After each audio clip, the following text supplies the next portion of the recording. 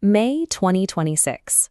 A 15-year incumbent government collapses in West Bengal, completely unseated by a former protege who turned rival.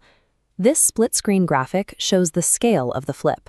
In 2021, the ruling Trinamool Congress held 215 seats. In 2026, the BJP secured 207 seats to the TMC's 80. The architect of this takeover was Suvendu Adhikari. He built the TMC's grassroots engine before walking away to lead the opposition.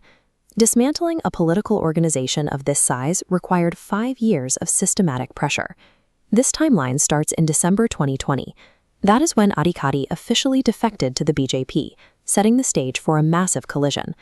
By the 2021 assembly elections, the TMC swept the state.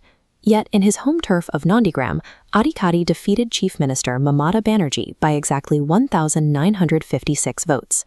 That victory gave him a platform.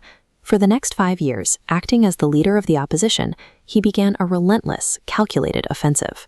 Surviving the 2021 TMC wave in Nandigram, Adhikari the political capital to wage a 5-year war of attrition. By the time the 2026 election cycle approached, the ruling party was carrying the weight of 15 years in power. Deep anti-incumbency took root across the state. Public anger was mounting. Economic stagnation squeezed the middle class, and the School Service Commission recruitment scam damaged the government's credibility on jobs and governance. Then came the protests at R.G. Carr Medical College. This crisis challenged the administration's standing on women's safety and law and order, creating significant friction with the urban electorate. These cascading scandals acted like weights dropping onto a scale. Eventually, they tipped a critical mass of swing voters away from the incumbent party. This map shows the BJP strategy, uniting scattered Matua communities into a single saffron bloc via the Citizenship Amendment Act. Against this stood the TMC's reliable minority vote. But new players, like the ISF and AJUP, entered, splintering that once unified shield into multiple factions. In a tightly contested state, dividing an opponent's core base accomplishes the same mathematical goal as growing your own. All of these shifting demographics culminated in a statistical paradox. The total number of eligible voters shrank, but voter turnout skyrocketed. This funnel shows the mechanics behind the drop. The Election Commission's Special Intensive Revision Program started with over 76 million voters. It deleted roughly 9 million duplicate or contested records, shrinking the refined voter base to just 68.2 million eligible voters. Yet from that smaller base, an incredible 92.93% of the electorate turned out to vote, driven to the polls by extreme political polarization. Let's pause and do the math. How does a mathematically smaller voter roll, combined with a fractured minority vote, guarantee a victory?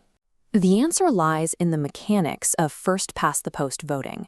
By consolidating his Hindu base while the opposition split its vote 3 ways, Adhikari secured pluralities in tight districts.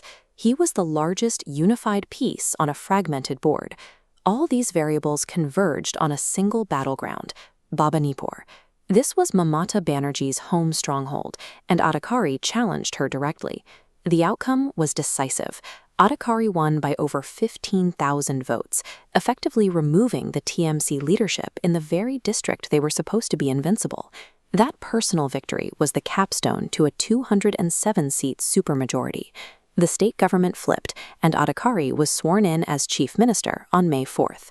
These 4 quadrants show the pillars of the 2026 election: the long-term strategy, the local scandals, the demographic shifts, and the underlying math.